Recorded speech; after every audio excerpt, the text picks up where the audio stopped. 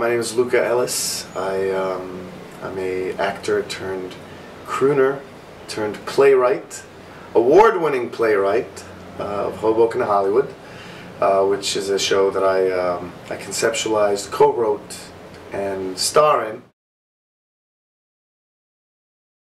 Yeah, I was a food runner at a Mastro Steakhouse, and they have live music there every night. And that's when the idea kind of hit me that, well, I could do that instead of this, you know, and still pursue my acting aspirations during the day.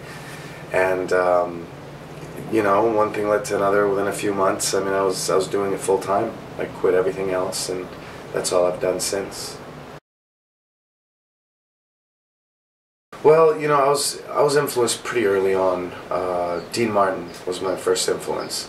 Harry Connick Jr. came later in my later teens. I discovered him when I picked up a soundtrack for When Harry Met Sally, which is him playing on the whole album.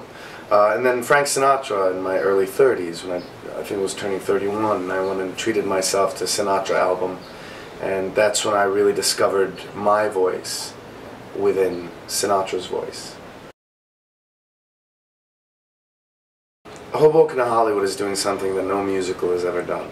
You know, we tried it in a theater, and you know, a soundstage, in my opinion, like we've discussed, is the next best thing for it. But it, you know, it's recreating an experience, like what it would have been like to be back in 1965 in a studio in Hollywood with a big band, with a band leader, with an amazing entertainer who not only tells you stories through the songs, but also gives you an education on the origin of those songs and how those songs came about.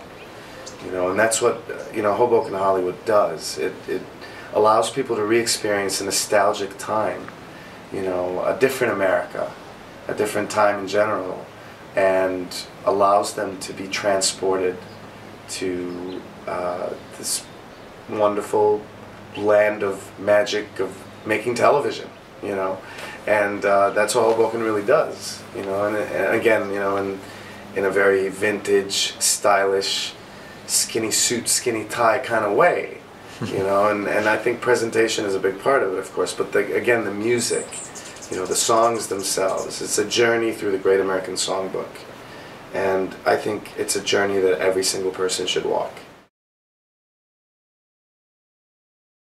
Well, I think this music, for one, holds a certain character, a certain substance that you can't find in today's music.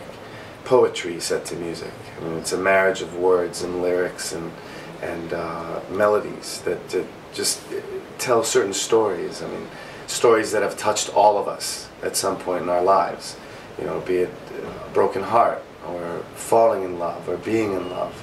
You know, we've all been there, and I think that's why this music speaks to so many people from multiple generations, not just old people, but even young people. They're open to it. I see Hoboken, Hollywood not just reaching Broadway and getting critical acclaim in Broadway because of the overall concept, the original aspects of it, and the overall quality, the high caliber musicians, the good, you know, story that we're telling.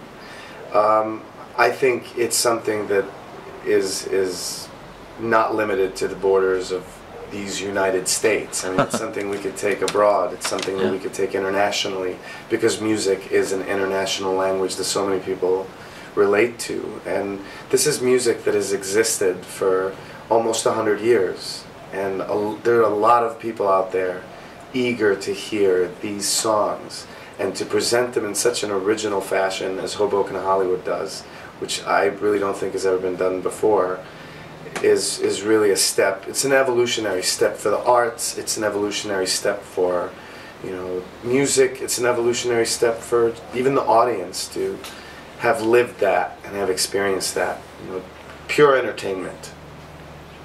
Great. Ring-a-ding-ding.